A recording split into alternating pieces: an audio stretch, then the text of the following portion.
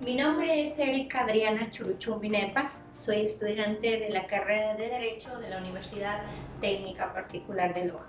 Como parte del grupo de la investigación denominado GRIJAX, he realizado este video donde hablaremos acerca del robo y el hurto, que son delitos que están reconocidos como actos ilegítimos, inmorales, delictivos desde la antigüedad. Empezamos por el concepto de hurto. El hurto es el delito que consiste en la sustracción de la cosa ajena con el ánimo de apropiarse, pero sin violencia y sin realizar algún tipo de amenazas. El hurto es el apoderamiento ilegítimo de una cosa mueble sin fuerza en las cosas, ni violencia o intimidación en las personas. El Código Integral Penal, en su artículo 196, define al hurto como la persona que sin ejercer violencia, amenaza o intimidación en la persona o fuerza o en las cosas, se apodere ilegítimamente de una cosa mueble ajena, la misma que será sancionada con una pena privativa de libertad de 6 meses a 2 años. Si el delito se comete sobre un bien público, se impondrá el máximo de la pena prevista aumentada en 1/3. Para la determinación de la pena se considera el valor de la cosa al momento del apoderamiento. Dentro de este mismo código se habla acerca de la sanción. En su artículo 209 del COIP menciona la contravención de hurto, donde dice, en el caso de lo que fuese hurtado, no supere el 50% de un salario básico unificado del trabajador en general, la persona será sancionada con una pena privativa de libertad de 15 a 30 días. Para la determinación de la infracción se considera el valor de la cosa al momento del apoderamiento.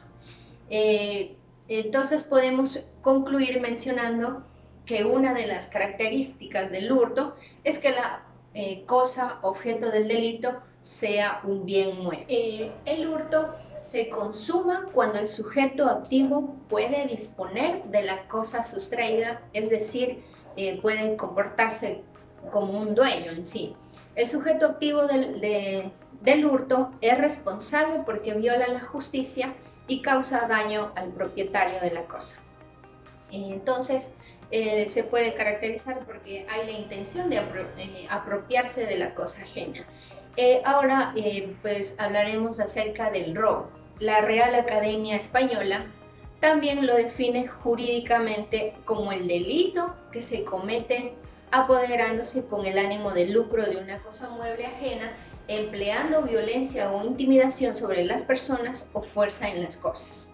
En el artículo 189 del Código Integral Penal menciona que la persona que mediante amenaza o violencia sustraiga o se apodere de una cosa mueble ajena, sea que la violencia tenga lugar antes del acto para facilitarlo, en el momento que se comete o después de cometido para procurar impunidad.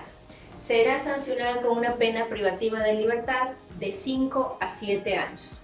El robo tipificado dentro de los delitos contra los derechos de la propiedad se caracteriza por el apoderamiento de una cosa mueble ajena, con el ánimo de enriquecerse, de lucrarse, utilizando como medio para la comisión del acto delictivo el uso de la violencia o la intimidación a la víctima o la fuerza sobre los bienes para lograr su propósito. Por ejemplo, la rotura de una puerta, de la ventana, una cerradura para entrar al lugar donde se encuentran los bienes que serán un objeto de robo.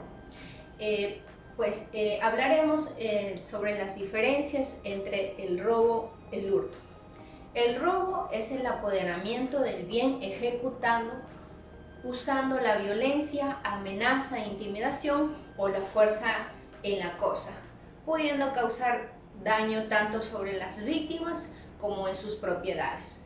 Para el delito de robo se aplican penas severas, pues genera acciones violentas, peligrosas, riesgos y cuyas consecuencias son muy dañinas y en ocasiones pueden ser fatales.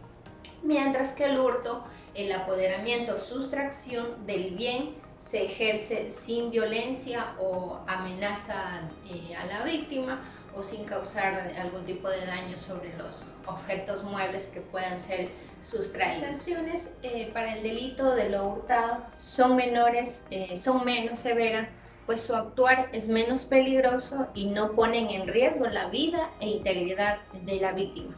La principal distinción entre estas conductas reside en ese empleo de violencia o intimidación sobre la base común de un apoderamiento y sustracción de la cosa ajena. Finalmente podemos concluir que es necesario que la ciudadanía tenga una actitud preventiva frente a este tipo de delitos. Medidas como evitar aglomeraciones, tener precaución en horas pico y mantener una actitud solidaria frente a las personas afectadas. La presencia policial en las vías y en espacios públicos, especialmente en los días de mayor riesgo, como por ejemplo fin de semana, constituyen un elemento disuasivo con la realización de delitos. La organización barrial y comercial en coordinación con la Policía Nacional resulta muy necesaria, especialmente en temas de capacitación y prevención. Además, es importante que las acciones policiales sean conocidas y cuenten con el respaldo de la ciudadanía. La justicia tiene que ser ágil, oportuna e imparcial. Esta ha sido mi intervención acerca del robo y el hurto. Espero poder aportar con información de suma importancia y muchas gracias por la atención que le presten a este video. Hasta una próxima oportunidad. A continuación les dejo información del consultorio jurídico itinerante donde pueden solicitar algún tipo de asesoría jurídica. Muchas gracias.